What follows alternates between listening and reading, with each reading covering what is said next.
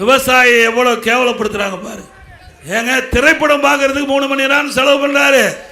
இன்னைக்கு தேர்தல் வந்தா உங்களுடைய ஓட்டுக்காக ஊர் ஊரா வந்து டீ கடையில் போய் டீ குடிக்கிறாரு. ஏன்?